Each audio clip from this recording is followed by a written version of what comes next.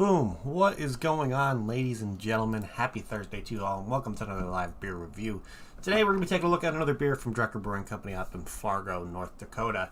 And I really have nothing bad to say about this brewery. I've had plenty of their beers before, and today we got another one that I haven't tried from them, which is always a good thing. They have a lot of beers, so being able to try new stuff from Drekker is always a fun little time.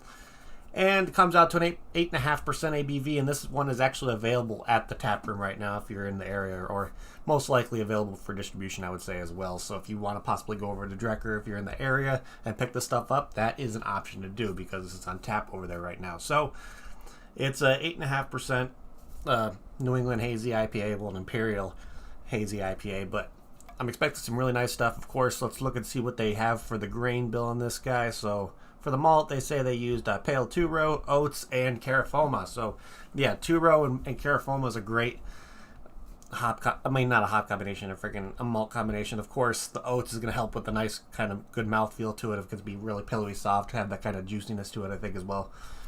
But with the hops, let's see. We got Mosaic, Galaxy, Citra, and Vic Secret. That is a very, very nice sounding combination right there. Of course, Mosaic, Galaxy, and Citra is a great combination of hops to use for dry hopping specifically. That's bring off really, really strong tropical fruit citrus flavors. And then a lot of the Galaxy likes to bring a little bit of that dankness as well. I'm most likely assuming that maybe if I had to see which one of these hops were actually used in the first wort, because most likely there was a first wort hop addition to this one, I would probably say in between maybe the Vic Secret or the Galaxy for the first wort, I think.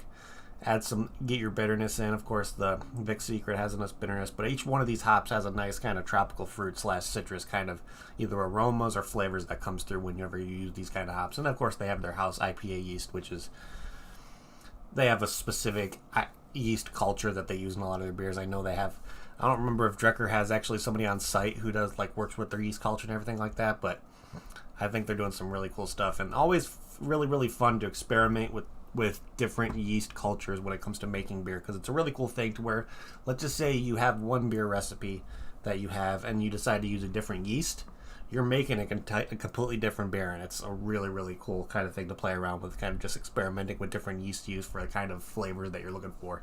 So I'm pretty damn excited to give this one a try. I'm expecting some really nice citrusy notes coming through. I want that little dank kind of note coming through that the Galaxy hopefully will bring out a little bit.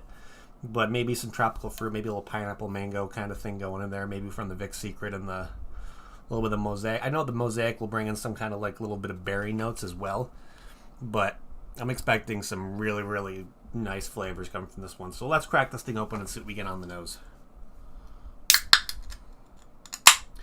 Let's see here.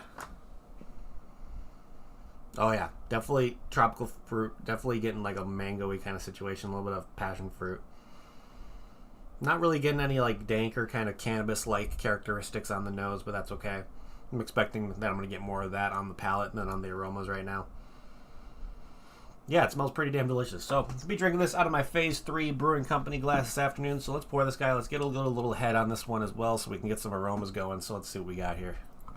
Let's pour it. And once we get up to this point, let's just be a little bit more reckless with it so we can get that head coming through. Really, really nice color coming out from this one. What the hell is my light doing? Hold on a second here. My light's kind of freaking out on me. Damn. Hold on. Are you good? Okay. My freaking LED strip was kind of acting up on me, but look at that. Very, very nice. Very, very hazy. Nice little bit of head on there. Let's see what we got on aromas. Oh yeah, definitely getting a nice tropical fruit. Definitely, okay, I'm getting a little bit more of a danker note. Some small cannabis-like characteristic coming through on the nose. Almost like that kind of slightly dank kind of thing going there. But I think I'm not really going to get much of it when it comes to tasting it. Who knows? But I think the aromas coming through this one is really, really nice. I love the color. Of course, New England Hazy IPAs are kind of my go-to style of beer. Some of my favorites, and just having that almost nice orange juicy kind of color to it is a really, really nice thing there. Of course, that means there was no clearing agents during the brewing process as well, so that's good to know. But yeah, I think this smells absolutely delicious. So let's give this guy a try and see what it's all about. So cheers, everybody. Happy Thursday.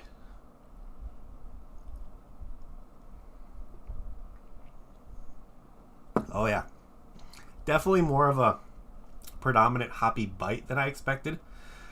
So now that I'm tasting it, a lot of those like more piney, kind of resiny, dank like characteristics are hitting you right in the face. I'm really surprised that you actually get more. You get more of the fruitier kind of notes on the aroma than you actually do on the palate. There's definitely a bite to it. So you're definitely getting a drier kind of hoppy kind of note to it. A little bit of pine, a little bit of berry coming through it end. But to be honest, I think a lot of their hop additions for this one seems like they came in for a lot of aromas, because I'm not really getting as much of like the fruitiness or citrusiness on the palate. Definitely just getting very, very strong piney hop kind of notes coming through. Definitely having like the resinous kind of dank forest floor kind of feel that you would expect when you're tasting something like that. But overall,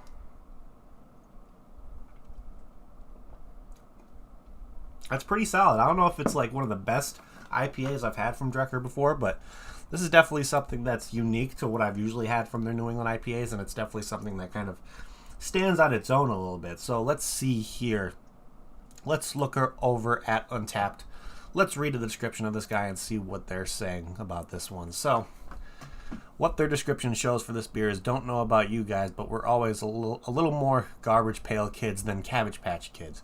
We grew up technically, but not really, and we aren't kids anymore, so we're just garbage people. This new double IPA is hopped with Mosaic, Galaxy, Citra, and Vic Secret with some serious dank orange zest, bubblegum, and apricot flavor and aroma. So I'm not really getting that bubblegummy kind of note. Whenever I think of bubblegum on the aromas, there's a beer that specifically like sticks out to me, but it's more of a pale lager.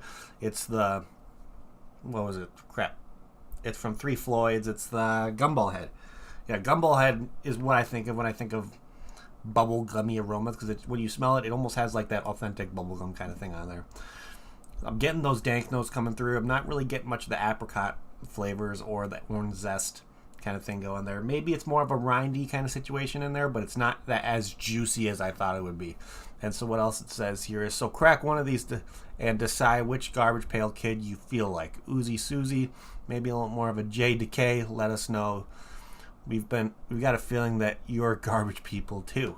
So yeah, it's an interesting kind of little description of a beer. But to me, when it comes to getting all these flavors and aromas, the only ones that I'm really getting out of there are the dank kind of notes. Not really getting much of the apricot. Maybe a little bit of stone fruitiness that kind of lingers on the palate, but nothing really that's something that I'm noticing personally.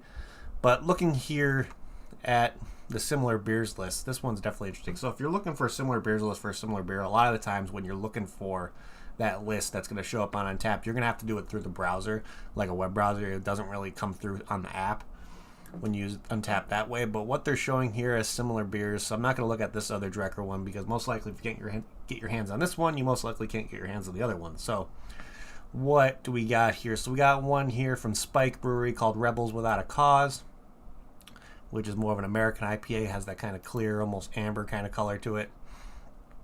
We got Portage Brewing Company's Pine Line, which is a 6.5% American IPA. So there definitely some similarities to American style of IPAs that I'm really getting off this. More of those like not as juicy, definitely leaving that drier mouthfeel at the end, having more of those pineier, dankier notes kind of coming through.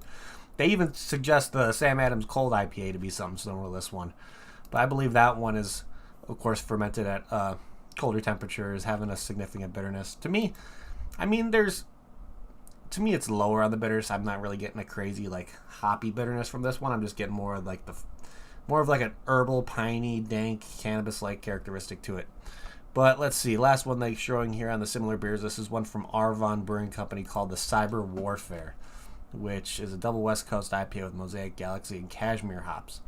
So, to be honest, I'm definitely getting a lot of characteristics from this one that I would expect out of a West Coast IPA, which is definitely interesting. So they're taking a grain bill that you would expect from a New England hazy IPA and kind of bringing out a lot of those flavors of some stuff that you would get from a West Coast IPA. So it's like trying to like mingle both styles together, in my opinion at least. So if I'm looking at right here at this similar beers list and trying to find something that's going to be a little bit similar when it comes to what the flavor is, even though the mouthfeel might be a little bit different. This Pine Line is from Portage Brewing Company is definitely something that may be similar. Of course, it's a 6.5%, not going to be as strong, not going to have really as much of a booziness, even though this one doesn't really have that much of a booziness to it. But let's look here at my similar beers list and see maybe I can find another one that's probably similar to this one here. So, of course, if you're out on Untappd, you can always look at your beer history. It's a really cool thing. You can kind of sort by category. So this one is characterized under the Imperial Double New England Hazy. So that's what we're going to do here. We're going to look under IPA Imperial Double New England Hazy. And let's see what we can find here. I definitely put this similar to the Warhammer from Four Hands Brewing Company. That one has a lot more of those dankier, kind of stronger, hoppy notes coming through. Let's see. Maybe the Hoptopus. I could probably put this in the same category as like the Rake It Up from Fifth Frame. What else do we got here? This kind of gives me similar notes to some of the beers from the G.I. Joe line from Adroit Theory as well. So if I had to choose one off my beer history right now, that most likely would be the similar. I'm gonna probably put it down to the Warhammer from Four Hands Brewing Company. I think they're up in Michigan. So if you're able to get your hands on the Warhammer from Four Hands, that is going to give you a pretty close kind of second to what I'm tasting personally off this one. So overall, flavors are nice. Definitely really, really enjoying it. But it's just a weird change of pace that I expect some flavors that I would get out of a nice juicy nice juicy New England IPA, but I'm actually getting the flavors of like a West Coast IPA where they have a little bit more of those dankier pioneer kind of notes coming through. And I think they kind of made something really unique here, and it's pretty damn delicious. I'm enjoying it. So yeah, definitely Ridgeopolis. This is definitely a delicious one. It's definitely a change of pace from what I'm used to from them when it comes to this kind of style, but I think it's a nice kind of change of pace. So let's look here and see if there's anybody on my friends list who checked this one in. I think we got one person on my friends list who checked this one in, my dad, which I believe we got this one off of Tavor. I honestly don't remember, to be honest, but it looks like Tavor was the place we purchased this one. I've had so many beers from Tavor where I kind of lose track of where I got it sometimes. So he gave this a 3.75 out of 5 purchase from Tavor. So yeah, overall, some pretty good ratings on that one. Of course, I believe this beer is actually available around this time every year. So let's look at the global ratings, see what other people are having to say about this one, because I'm curious. So looking at the global ratings here, what else are people saying? So this guy gave it a 4 out of 5. Let's see, we got another 4. We got a 4.25. We got a 3.75 purchased at the Rishi's International Beverage, which is a place in Grand Rapids, Michigan. It's more of a liquor store / bottle shop kind of situation over there. Let's see, we got a 4 out of 5 year purchase at Norm's Beer and Wine, which is in Vienna, Virginia. So seeing Virginia check is over there. This person gave it a 4.5, saying very good, strong, nice tropical fruit flavor. So maybe he's getting more of those orange, rindy kind of notes, even though I'm not really getting them myself. Let's see, this guy actually purchased it on tap, these next two people, at the Big Hops Sheffield, which is in San Antonio, Texas. So if you're down in San Antonio, this is an option where you can go over to the Big Hops in Sheffield and possibly have this thing on tap. And this guy gave it a 4.25 as well. Let's see, let's do 3 more. We got a 4 out of 5 here saying pretty good double IPA with Mosaic Galaxy, Citra, and Vic Secret. So he must have really liked that one. Let's do 2 more. They got a 3.25 here. It looks like he drank this at the Cones Lounge, which is, I wonder if it's just a little pub that in Tonawanda, New York. I don't know if I'm saying that right. And the last one we're looking at here is a 4 out of 5. And, we got one more to look at because this is a place where he actually purchased it. So this guy gave it a 4.25, purchased at the Small Batch Liquors, which is in Denver, Colorado. So we're seeing San Antonio, Texas. We're seeing Virginia. We're seeing Denver. I could probably assume that it's here in the Midwest as well because Drekker has some pretty good distribution here in Illinois. Most likely you can see Drekker over in California as well. So like on the West Coast. So definitely some pretty good distribution for this one going around right now. So this might be something that... Oh yeah, definitely. I definitely agree with you there, hitting those earthy kind of notes coming through. Maybe the yeast culture, maybe their process when it comes to the dry hopping, it might be... Okay, I just reading this bubblegum non-ideal fermentation temperatures. Please don't mind it. Sometimes it's intentional, like the gumball head. Okay, okay, so yeah, that's very interesting. Cause okay, so you know what I'm talking about when it comes to the gumball head face meat. So that's cool. But overall, ratings on this one are pretty good. I don't even think I went through their average ratings. So people gave it some pretty good ratings. And looking here, like I stated before, it's an 8.5%. I didn't even give the full on average of what this one was. So 8.5% ABV. So I would not consider this beer sessionable one bit. This is definitely something that after one or two of these, you're definitely going to be feeling it. And with over 5,215 ratings, this one has an average rating of 4.02 out of 5, which is pretty damn phenomenal. Having that almost over 5,000 ratings and then having that average or above a 4 is really, really nice, and they should definitely be proud of this one because it's nice. I like it. I don't know if I'd put this on the realm of being one of my favorite Drekker IPAs, but I think this is definitely another solid one from them. So let's start trying to figure out what we're going to be doing for ratings over here on our end with this guy. Yeah, that's good. So we pour the rest of it in. I think I did.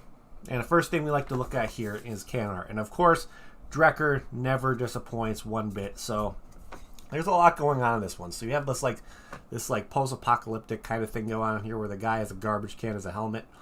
And then he's like surrounded by, like he's walking through flames, has a bunch of like weird kind of creatures with them. So it looks like a burning robot. Some kind of alligator guy. We got like a buzzard on there. What else do we got here? We got some like demons on the side in the background, a ghost.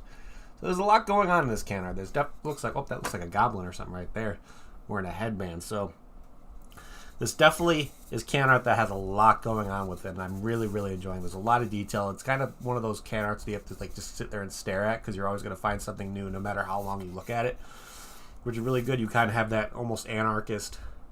I don't know if it's a pentagram or like a anarchist A kind of symbol on there, so that's really cool that they have that on there. But overall, this can art is phenomenal. Love the colors, love the detail, and this is exactly what I expect when it comes to drinking a beer from Drekker, and just them going all out when it comes to marketing and merchandising this beer. So they did a really good job. Easy 5 out of 5 for can art for me. If I saw this at a liquor store or bottle shop, this would definitely be something that would stop me so I could stop and take a look at it. But let's see here. If I got this beer in a flight over at Drekker Brewing Company, what? God damn it, you stupid frickin' light. I don't know what the hell my frickin' LED strip's doing. It's messing up on me. Who cares? Whatever. But if I got this beer in a flight over at Drekker Brewing Company, would I get another one? To be honest, if I was looking for another kind of change of pace where I wasn't kind of in the mood for a nice, like, juicy IPA, I would definitely consider this being one that I would get a glass of if I just wanted something a little bit different, something to kind of cleanse the palate a little bit, if you say. So I think they did a really good job with that, kind of just changing this one up with some nice kind of earthier notes, kind of. Oh, no, I picked it up through Tavor Ridge, but I know I haven't checked around me to see if this one's available. There's a good chance it is, just because Drekker has some really good distribution around here in like the northern part of Illinois. So I most likely would be able to find it at a liquor store or bottle shop near me. But I purchased this from Tavor. But yeah, I think this is a really solid one. I don't know if it'd be to the point where I'd pick up a 4-pack to bring home if I like it that much, but I think it's still a pretty solid beer. So what is my final rating on this guy going to be? I'm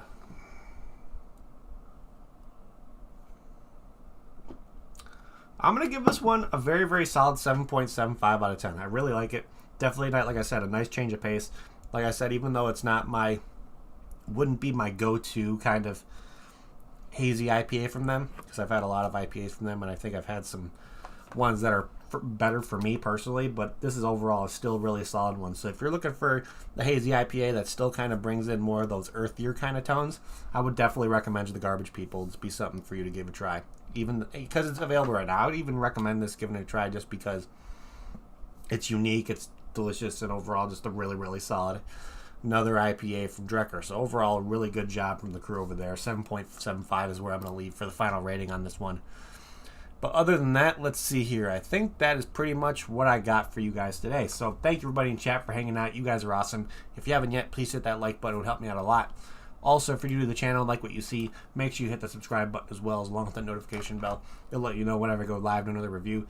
I don't have a review plan for you guys tomorrow because I got some stuff to do during the day. So I'll probably have I'll probably have reviews for you guys this weekend, so keep an eye out for those. Saturday, Sunday, I'll probably have reviews for you guys. So just keep an eye on the Instagram. You'll be seeing what I'm be reviewing that day. And of course, shoot me a follow over there if you haven't already. It's doing a bunch of stuff over there when it comes to just seeing what I'm reviewing. Plus, I do little things here and there, shows us what we're doing over at the brewery, over at Fibs. So if you want to keep track of all of that, that's a good option as well. But of course, I always recommend, if you guys are craft beer fans, you guys hear me talk about Untappd all the time, I recommend everybody who's a craft beer fan here in the chat right now to get yourself over to Untappd. It's a fantastic platform. You check in beers, you get badges, all that kind of stuff. It's just a really, really cool just platform that they've created. I like to call it Facebook for beer drinkers because that's pretty much what they've created with Untappd. So I would highly, highly recommend getting over there if you haven't yet. But of course, last but not least, if you want to help support me and help me do what I do, help me get more reviews out to you guys. Best way to help support me and help support this channel is to get yourself over to the Patreon. I do monthly 4-pack giveaways over there as well. So if you want to have the chance to win yourself some beer, the Patreon is going to be the best way to do so. Plus, it helps me get more beer in my hands and it helps me get more beer out to you guys as well. So that's going to be the best way to support me, other than just watching the channel, giving it a like, and all that kind of stuff like that. But other than that, ladies and gentlemen, I think that is it. So thank you again, everybody in chat, for hanging out. You guys are awesome. Thank you, everybody who's going to be watching the replay as well. You guys are fantastic. And I'm going to end this like I always do before we get the hell out of here. If you're going to drink responsibly. Don't drink and drive. I'll see y'all next time. Cheers.